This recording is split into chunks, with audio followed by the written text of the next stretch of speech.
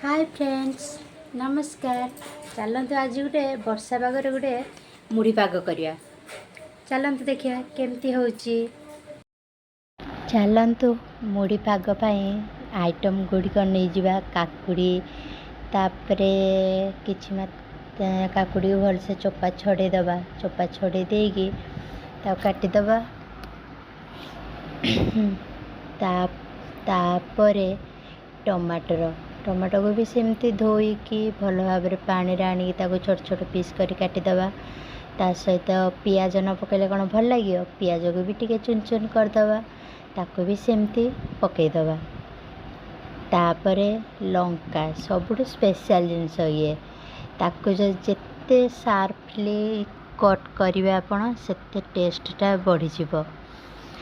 आउ तापरे सेथिरे आमे किछि मात्रा रे सोरिष तेल तो निहाती भाव आड करबा उचित। आ जो सेटा आड करिले ही हमर टेस्टा आसी जीवो। आ ता सहित अल्प टिके लुण। रेडी मुढ़ी पाग।